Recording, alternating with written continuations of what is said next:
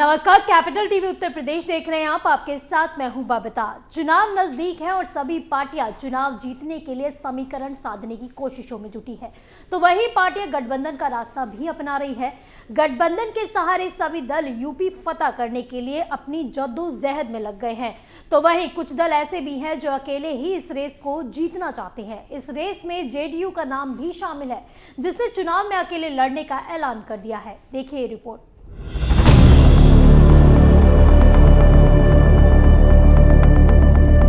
UP election 2022 में सीटों का समीकरण नहीं बनने के बाद जेडीयू ने अब यूपी चुनाव में अकेले लड़ने का फैसला लिया है, जिसके बाद आज जेडीयू इसका औपचारिक ऐलान भी कर सकती है।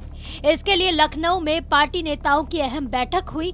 इस बैठक में उत्तर प्रदेश के अंदर चुनावी रणनीति को लेकर न केवल चर्चा हुई, इसी बीच जेडीयू अपने लड़ने वाले सीटों के नाम का भी ऐलान कर सकती है। ये बैठक जेडीयू के यूपी प्रदेश अध्यक्ष अनूप पटेल ने बुलाई है। बताया जा रहा है कि यूपी के प्रभारी और पार्टी के प्रधान महासचिव केसी त्यागी भी बैठक में शामिल हो सकते हैं।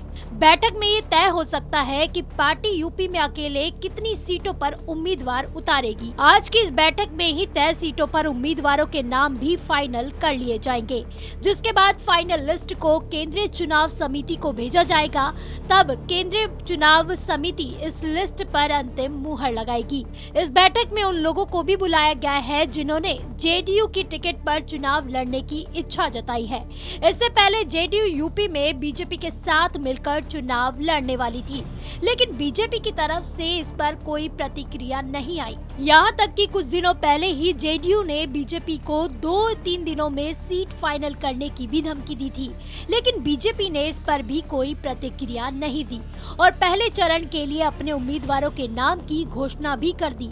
बीजेपी की तरफ से किसी भी पहल का इंतजार करते करते आखिरकार जेडीयू ने यूपी में अब अकेले चुनाव लड़ने का ऐलान कर दिया है। आपको बता दें कि जेडीयू ने बीजेपी से सीट शेयरिंग फाइनल करने की जिम्मेदारी अपने नेता और केंद्रीय मंत्री आरसीपी सिंह को दी थी, लेकिन आरसीपी सिंह जेडीयू को सीट देने के लिए बीजेपी को राजी नहीं कर पाए।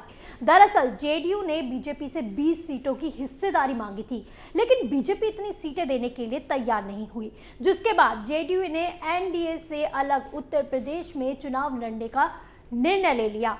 लेकिन अब देखना ये होगा कि इस बार जेडीयू के खाते में कितनी सीटें आएंगी। कैपिटल टीवी फिलहाल के लिए बस इतना ही। यूपी की तमाम बड़ी खबरों के लिए आप देखते रहिए कैपिटल टीवी उत्तर प्रदेश। नमस्कार।